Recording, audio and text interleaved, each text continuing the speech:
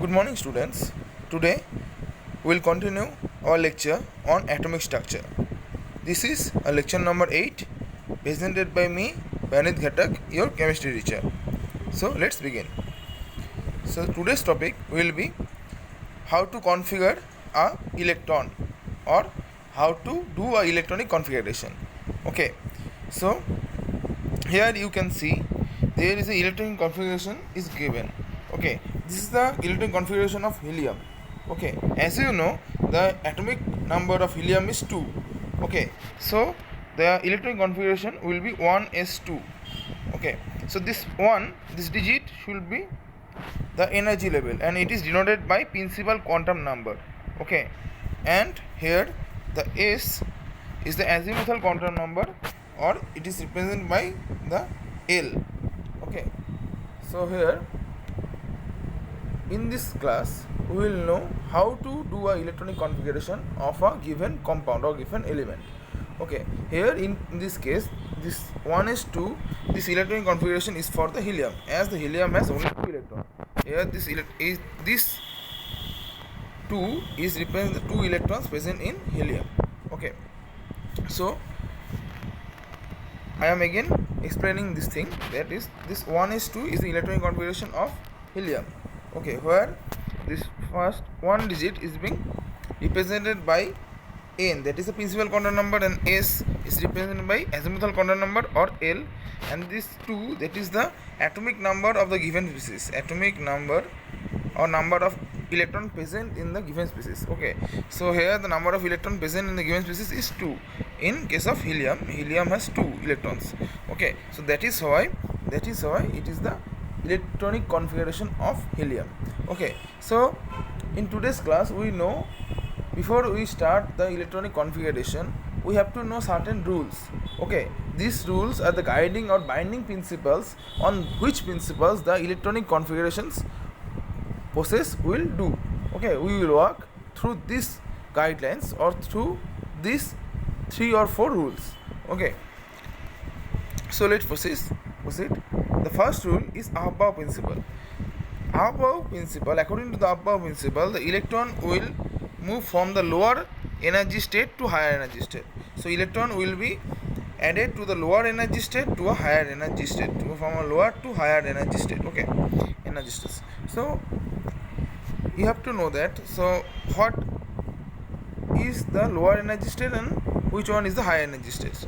Okay, so 1s going from 1s, 2s, 2p, then 3s, 3p, 3d, then 4s, 4p, 4d, then 5s, 5p, 5d, then 6s, 6p, 6d, and 7s, 7p, 7d, and 7f.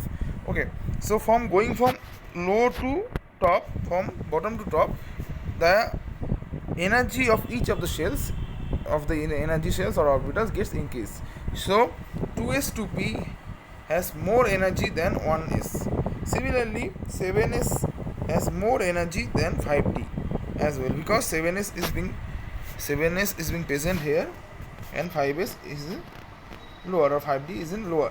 Okay, so when going from bottom to top, the energy will increase. So as the electrons will be added to lower energy state to higher energy state, that is why the electron will at first added to the 1s orbital, then 2s, then 3s, then 3d, 3s, then 3p, then 3d, and so on.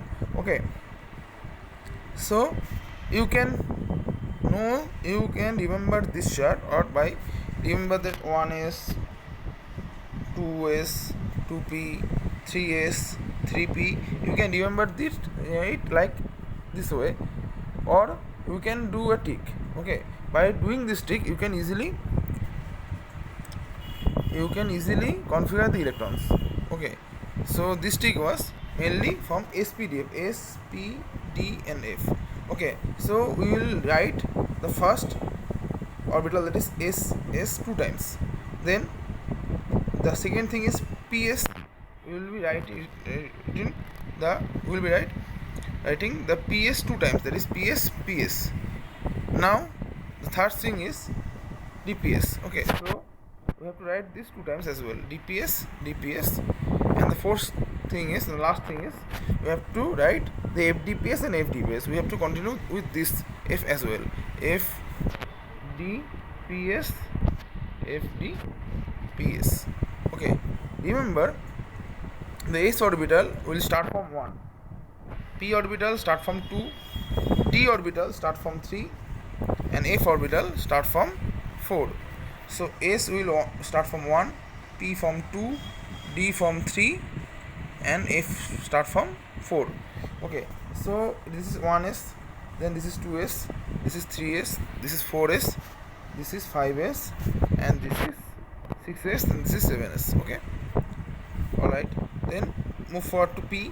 This is 2p, so this is 3p, this is 4p, this is 5p, and this is 6p and 7p.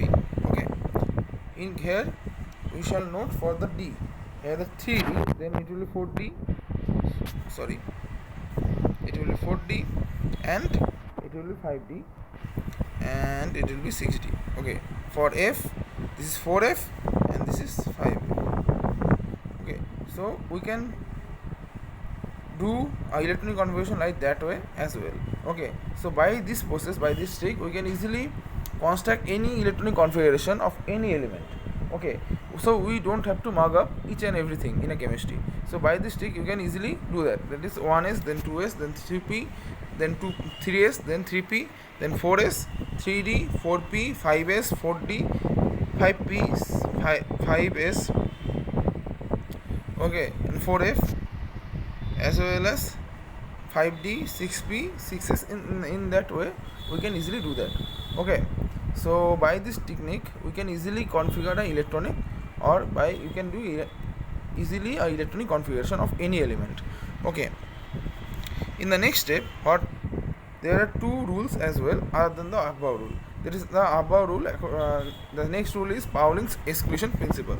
So according to Paulink's principle, the electrons must have opposite spin to occupy the same orbital. That is, the orbital, in case of p orbital, there are 3 sub blocks, okay, or 3 boxes. Okay, we can write it as boxes as well. So in p orbital we have 3 boxes. So each boxes should have 2 electrons, but each of these boxes should carry 2 different electrons. That is, one is upward direction, and 1 electron should be in downward direction. 1 electron should be in downward direction. So same spin in the same box will not happen. Okay, so Pauling has given his principle as the electrons must have opposite spin to occupy the same orbital. In the same orbital, in the same box, to occupy in the same box, the electron should be in different spin. That is, it should be, one should be clockwise and other should be anti-clockwise. Okay, and in the other words, it can also be stated that no 2 electrons will have same 4 quantum numbers. No 2 electrons of an atom will have same 4 quantum numbers. So Pauling's exclusion principle can also be stated like that. That is, no 2 electrons will have all the same 4 quantum numbers. Okay, no 2 electrons of an atom will have 4 same quantum numbers. Okay, so there are only 4 quantum numbers, and these 4 quantum numbers cannot be same for 2 electrons. Okay, so we can write it in that way as well. Okay, the next rule is Hund's rule. So what is Hund's rule? Orbitals must be filled in a way that gives the maximum number of unpaired electrons. Okay, so suppose here I have taken the example of p, where the p orbital have 3 boxes. Okay, that is px, py, and pz. Okay, so suppose here there are 3p. It is the p3. That is, in p orbital there will be 3 electrons. So at first we have to give, remember, all the p electrons, all the p boxes are in the same energy, so they are degenerate in nature.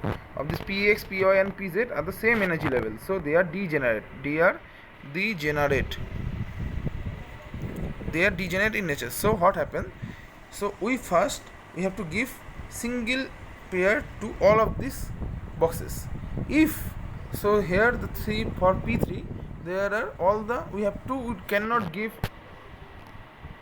2 electrons here and 1 electrons there. No, we have to give all the orbitals or orbit of all the boxes same electron, that is the 1 1 and 1. If then after giving the same electron, after distributing the same electrons to all the boxes, if any electron remains, suppose in case of P4, if one, that is after giving the 3 electrons, 1 electron remains, then we have to fulfill it from the first way, that is now we can pair it up, because we do not have any other option other than to pair it up. Okay, so after fulfilling each and every box, every degenerate box, that is the every box with the same energy with single electron, then if the electron remains, then we have to pair it up. With the different spin of electron. Okay, so it has been, if that is P5, then it should be like that, and if P6, then it should be like that as well. Okay, so at first we have to put unpaired electrons to each of the boxes, that is the degenerate boxes first. Then if any electron remains, then we have to pair it up with a different sign of electron. That is, different sign of electron means if the first electron is clockwise, then the electron, we have to pair it up with the anti-clock sign electron. Okay, so that is the statement for Hund's rule as well as the Pauling's exclusion principle. Okay, so these are the rules to configure the electron of our atoms. Okay, so we have finished this topic, that is the configuration of electron. In the next class we will be seeing that how to configure a electron, okay, by these rules. Okay, we have been discussing the rules of binding forces or guidelines to how to configure the electron. In the next class we will be doing the electronic configuration of atoms. Okay, so that's it for today. I hope you have understood this very well. If you have any doubt, you can ask me anytime. Okay, thank you very much.